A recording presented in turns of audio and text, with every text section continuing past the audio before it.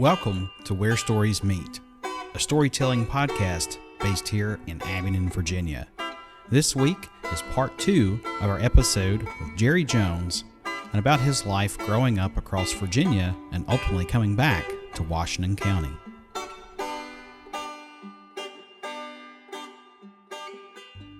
Now these two are self-published books. This one was done by an actual publishing company. Okay. Do you remember Prentice Hall? I do. Okay, Yeah. I think they became Pearson or something. They did. Yeah. But the joke on me was, and Adam may have told you about it, I was in Richmond teaching computer classes. I think it would have been around the early 80s. I went to Richmond to start teaching in 74. And so I had been there about 10 years. And I wasn't the only teacher. I mean, you know how big a community college is, especially in Richmond. And they'd have classes day and night. You probably know that's just like Virginia High. And so I was in my office, mind my own business, and one day this lady from Prentice Hall, I didn't know who she was new. She came in and she was talking about classes that we taught and what books we were using. So here's what she said to me. Talk to me about the book that you used this semester that you hate the most. And I said, okay. And there was this book that was on flow charting, which you can see there that that's kind of what that is. And I started dissing this book left and right. And I said, oh, it's terrible. And they make mistakes and they never correct them and everything. And we have to sign tell the students that ignore this, but do it that way and all that. And so here's what she said to me. Well, why don't you write your own book for that course? And I said something like, what you talking about? But we became friends based on that statement. That's the first time I ever screwed up talking about something, and it became to my advantage rather than disadvantage. But it did. And what I don't know, I was not the only computer teacher there. I tried my best yesterday to remember how many teachers we had in the computer department then, and I would say at least 4 or 5. Of course, some specialized in one thing and some specialized in others. And I sort of did a little bit of this, a little bit of that. But the bottom line is she left me with a book on how to write books. All those years of being a college student, nobody had ever mentioned in any class that I had ever been into that regular people, I think I'm sort of regular people can write books. Nobody had ever said that to me. It took me about 2 years to finish it because I had to draw those, just thumb through that. There are flow charts left and right, and each one of them tells what you need to know to write a specific program. It's not programming, it's doing the logic that becomes a program, you see. And just like if you may have heard somebody talk about sometimes a computer program needs to do a loop. What does that mean? That means it processes a bunch of steps, and then when it gets to the end, it goes back and does another one and another one. Well, if you've never done anything like that in your own life, how would you know how to do it? So we had the idea at J. Sargent Reynolds, that was the name to call it. That is the name because it's still there. We set up a plan where you would take this first, and we were on the quarter system, so we only did it 10 weeks, and teach them the logic. And then when they finished the logic course, the next, not semester, but what was the other word I said? Was it a term? Term. It was term. We called it something else. Doesn't matter. It was 10 weeks. All I can tell you that. But programming was what came next. And I ended up teaching a programming language called COBOL for about 20 some years in Richmond. Hmm. I don't know that it even exists today, but it was like a big mainframe language, and learning the logic made it much easier to learn the coding because they one before the others, just like learning how to ride the bicycle. Well, you want to walk first, and then you do this, and then you do that. You do it in stages instead of trying to do everything all at once. End of sermon. That's a great story, though. Yeah. And just the whole history behind that. I can't Yeah, imagine. yeah. Now this one, look, open it up. It might be, yeah. Yeah. I see the book was never republished, and so if you were to type that into a computer today, this book will still pop up. But you're not getting it from a publisher. You're getting it from somebody who bought it once way back there. Yeah. And I think that one was in a library. See? Yeah. It looks like Lafayette or Lexington, Kentucky. Yeah. Yeah. Yeah. I never taught in Lexington, Kentucky. But it did move around a lot back in the 1980s. Of course, you know enough about computers to know that computer stuff can change overnight. So there are a lot of things in there like a punch card and other things that were normal back in 1985 when I think that was printed. That's not now. When I have to tell you this, and it's kind of off the record, I was writing these books, to talk about my life and all that stuff. And somehow someone who took a course in flow charting over in North Carolina tracked me down somehow. I don't know, I guess he figured it can only be one Glade Spring. He was thanking me for writing this book way back in 1980, whatever, because it helped him to learn program. Now he's a big shot head of a company and stuff over in North Carolina. Huh. So listen, I bragged about him in one of these books. I said, somebody tracked me down 30 years after I wrote that book, 40 years or whatnot, that to thank me for writing it. But it wasn't just thanking me. It should have been thanking, I guess he thanked his college because they did something that we thought at our college in Richmond was needed, and that was just don't throw them into a programming course and start teaching them logic on the first day. You got to do some preliminary stuff first, like what a loop would be like and when to stop looping. And I have to tell you a joke on that one, just to show that I have a sense of humor. I was trying to teach people about programming, not in great detail, but what looping means, which is to go around. I said, once upon a time I had this, not uncle, but this cousin that lived in Washington, or was it New York? And sometimes he'd start talking and keep on the phone. Of course, he was paying for the phone, but I didn't have time to listen to him brag about what he's doing in New York for 2 hours. So what did I do? One day, I got my portable phone. It wasn't that, it was old kind of phone with the battery stuff. And I walked to the front door and I pushed the doorbell. And the doorbell rang and went right into the sound of my phone all the way to New York. And I said, oh, somebody's at the front door. I'm going to have to go. And I know you're freaking saying, this Joe's mad, he must be crazy. But hearing the doorbell ring in computer lingo would be an indicator. So you write something in a computer program and you want the computer to stop or maybe go somewhere else and do some more steps and then come back. So you write something in there that tells the person it's time for a change. Well, we do that in life too, you know.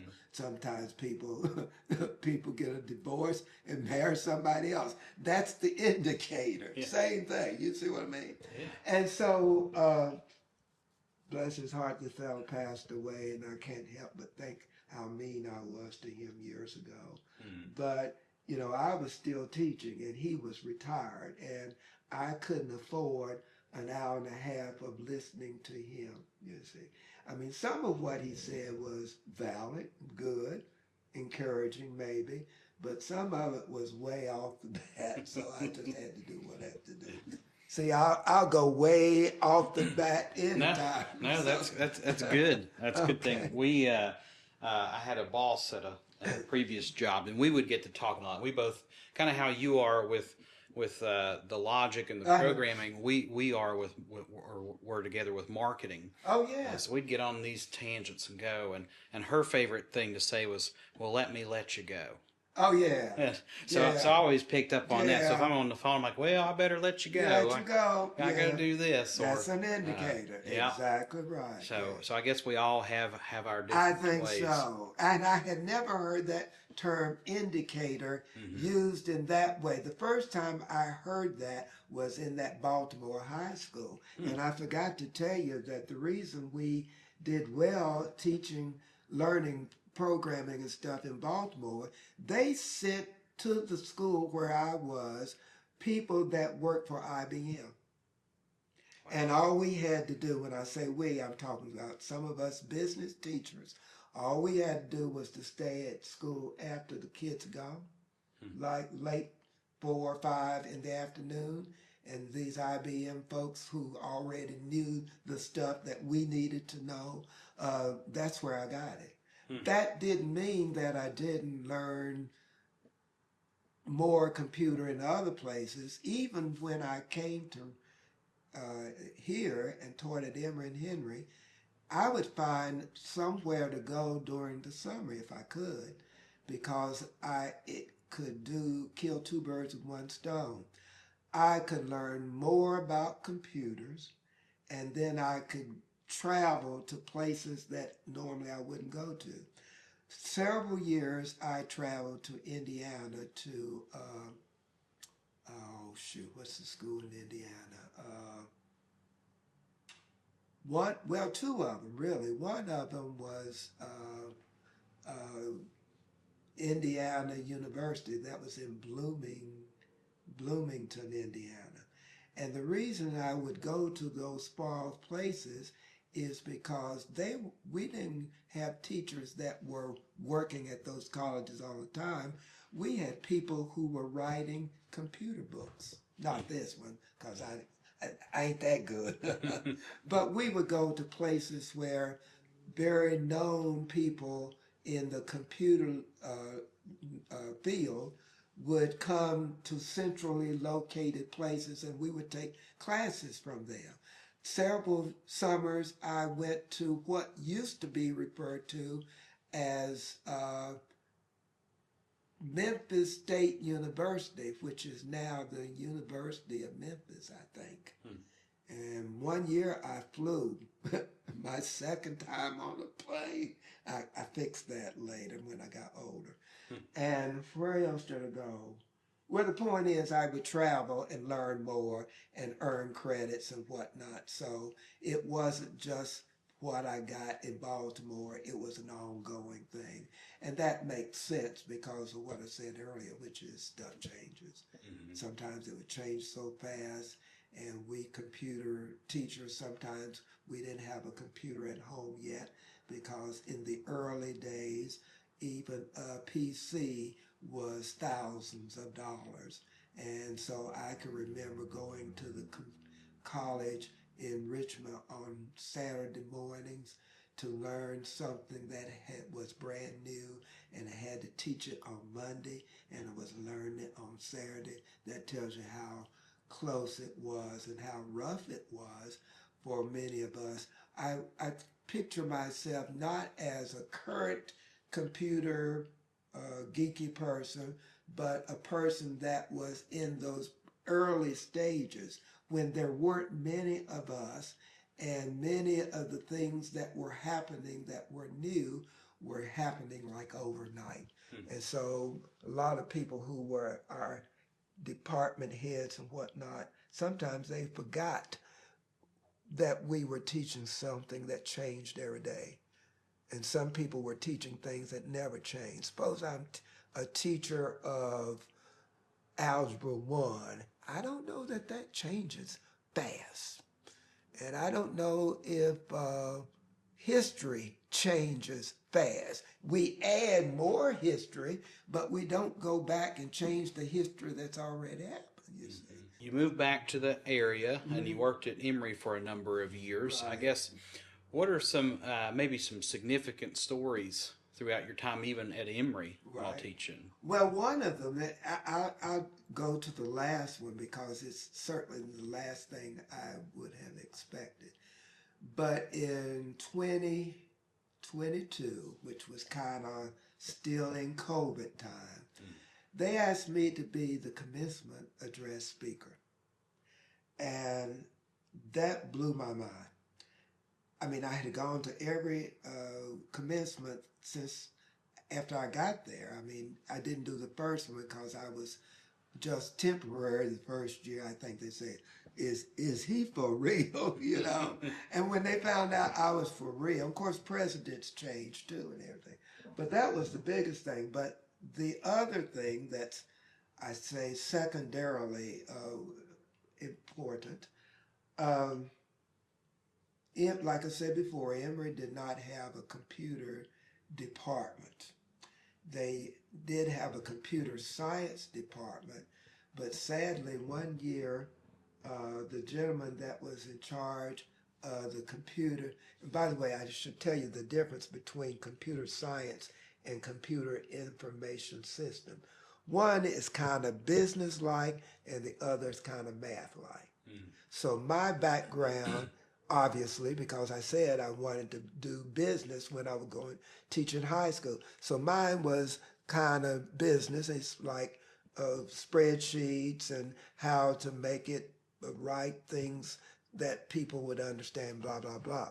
Well, anyhow, this 30-something young man was the head of the computer science department before I got to Emory. And don't you know he died of a heart attack in his 30s? And he was living up near beyond Withville instead of down here because he wanted to be close to Virginia Tech. I think he was trying to get his doctorate from up there. So I can't remember the details, but it freaked me out so that I mention it in this book, I believe. But when the computer science professor, it was just the one man in his 30s, and he died, they never replaced him. So that was the beginning of the end for the computer science department. So my mind told me that those two computer degrees is like husband and wife. They were kind of tied together. So I knew the writing was on the wall, that I knew that I would not be there like forever, and certainly not into my, like as old as I. Nobody wants a professor that's 77 anyway. That's what I am now. But anyway, so what we did was one of the deans presented an offer to me that I could teach something that had nothing to do with computers. And I had, at that point, before I got to Emory, I had been a teacher mostly of computer classes for about 30-some years. That's a lot. And so here's the proposal. They asked me to teach a course called Freshman Orientation. And if you know anything about, how most colleges are set up, when you get to college, they don't throw everything at you at once. They at least have one course that supposedly teaches you how to make it through college. Because college, it's different from high school. Let's just face it, it is. Mm-hmm. And so they called it freshman orientation. And I don't know whether they saw something in me, maybe my humor, maybe the fact, by the way, there were some years, not every year, but there were some years when I was the only black guy on the faculty. I mean, that's not saying a lot. It had nothing to do against Emory. It's just the location. I mean, we don't have a big population. I mean, you know this area probably better than I do. I mean, if you are from Richmond and you're an African American, and then you get to Emory, it's not just the racial makeup of the students, it's also small town versus city. Mm-hmm. I have lived in Baltimore, but I've also lived in Glade Spring. I see both sides. But some young people today, they wouldn't know how to deal with that. Mm-hmm. So anyway, I guess they felt like, well, we'll add some color to the freshman orientation. And then we started preparing for it. We teachers, we had meetings. We met during the summer. We did all of this, and I went to everything they asked me to go to. And so each teacher was to teach essentially the same concepts about how to succeed in college, but you could have any title or any topic to help you to get there. So my topic, it took me a while, and I said, well, is there anything that I can share with them that maybe no other teacher could share? And the first thing dawned on me, being able to play the piano without reading music. What else could I share? That I'm so old, I remember when all the schools and colleges too were segregated. What else could I share with them? This would be history. Even though I was born and raised in Glade Spring, we weren't, when they built Patrick Henry, we weren't allowed to go until the late 60s. I had already finished high school by then. And so we were bused all the way to Bristol. So I had a world of stories that I could tell, but I think the thing that really made my class really stand out was I would invite the students. I had to back up for a minute. Emory and Henry students, when they were freshmen, they used to have a deal where there was one day you had to go out in some town and do some kind of community stuff. Some people went to Chilhowie, some went to Marion, some came to Avenue. Guess where my people came? Glade Spring. And so one thing that we did was we visited my house and talked about how old it was and the great-grandfather that was, enslaved and all that kind of stuff. And then I say, if you want to, we can go on a tour of the house, because I've got 8 rooms now. Some of them are a little crooked, but that's all right. I said, when I walk on a crooked floor, I just crook myself in the other direction and we're good. And so the other thing I did was we let them do some small volunteer work, not at my house, but at the church where I played piano. And then it dawned on me, how about having them come to the church to see and hear a music recital from people that I invite to come and sing just for you all. They loved that. And then they had to write about it. And we learned the difference between spirituals and gospel. And we learned how to do this and do that. I wasn't teaching music. I was just giving them what music can be like, especially among black churches and maybe some other churches. Now I'm playing black music at the white church and white music right here on Main Street in Abingdon. It's me doing it. But that's because the pastor preaches at both the black church and the white church. And sometimes he wants one group to hear the other group singing and vice versa.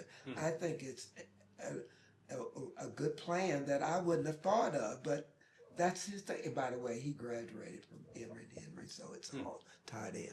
So bottom line is, had they not sort of, well, they didn't say you must teach this class. They just suggested I do.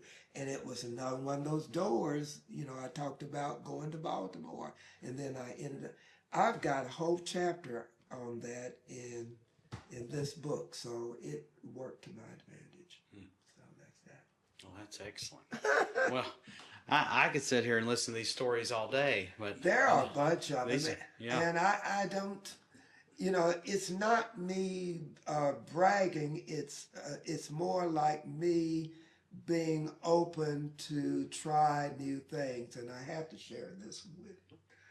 There is a detention center over in Honaker.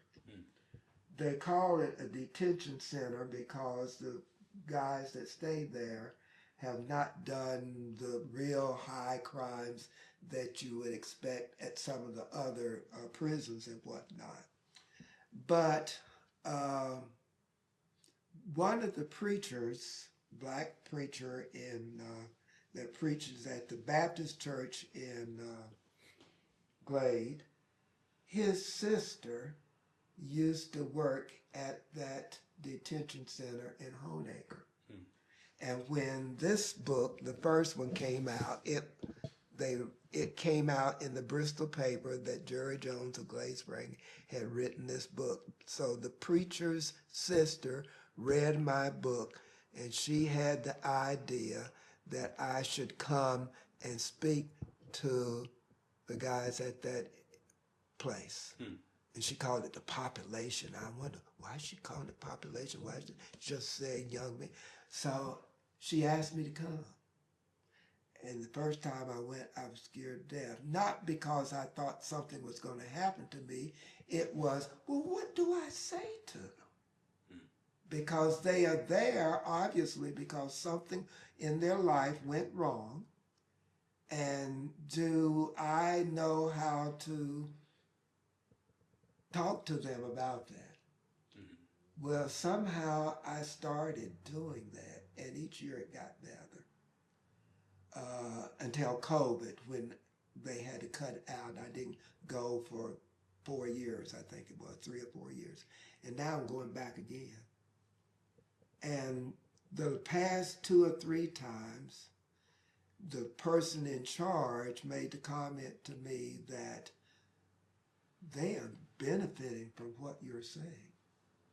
And I said, are you sure? I mean, I haven't studied like how to get people on the right road and stuff. And what dawned on me is I talked about me and the things I did wrong and the things I did right and the doors that were closed and the doors that were open. And the ones that I had I've been going February, sometime in February, because that's Black History Month. And the guy told me this time, he said, we didn't say they had to come and hear you. It's total voluntary. And 20 some odd showed up. And every last one of them shook my hand when they left. It floored me because I keep saying to myself, but I don't have those skills. I mean, I'm in the church a lot, but I don't preach. I'm at the piano a lot, but I can't read music. And now I'm telling inmates how to stick with it, I think is the term I use, with whatever. And the thing that I think really caught him was the title of this book, Go and Come Again. People said, well, why did you pick that title? I said, it has several meanings. One meaning was that my mom used to say that a lot when we would get a new preacher at church. and he wasn't doing so hot. And when we get home, she said, he need to go and come again. That means start over. Doesn't mean run away and quit. It just means start over, okay? And so then I give another example. On most computers, once in a while a computer gets stuck and it won't do anything. So you're supposed to press Control, Alt, and Delete, and it restarts it. Go and come again. I've got one more, I swear. I couldn't get a job in Virginia, so where did I go? I went to Baltimore, and I didn't have to go. So stuff like that works. At least it worked for me. Yeah. And it wasn't me personal bragging about anything I've done. In fact, I kind of like talking about the things that I kind of messed up on, especially for the people in the detention center, because if I can do it, you can. They can. So that's all that is. Yeah. Well, that's great. Well, and I think we're getting near the end here. So okay. If you got anything that you'd like to throw in that we didn't really get to talk about, I've had a great time discussing those stories. We've covered a lot, and I don't know of anything that we've left out. Those were the main highlights. Of course, this book is the bestseller. This one, and you talked about marketing that you were involved in. It's not the content that's shaky, it's the marketing. And unfortunately, there are a lot of marketing, so-called marketing of books on a vast place, and they're crooks. I have a landline and cell phone at home, and my landline essentially is to take in all the people that refuse to give like their name when they call. Some of the marketers do, but right now I just don't have time to deal with them and to check them out and find out just how crooked are you now, that kind of thing. But so it's good. If somebody was to want to get a copy of your book, are they for sale anywhere? Oh yeah, all this is on. You can even, this will pop up on Amazon. Okay. Make sure you put the L between the Jerry and the Jones, because otherwise you're going to get the Dallas Cowboys. But this one is the one, like I said, it doesn't have, it's not published, it's not printed anymore, but you still can buy it because people kept it. The guy that over in North Carolina that took the class, I guess I think he took the class maybe in the 80s, and he's been like head of his company for, 40 years or something. But yeah, these are on there too. Yeah, that's it. One other book that's I'm having a part of, the Black Methodist churches of Southwest Virginia are putting together their own book.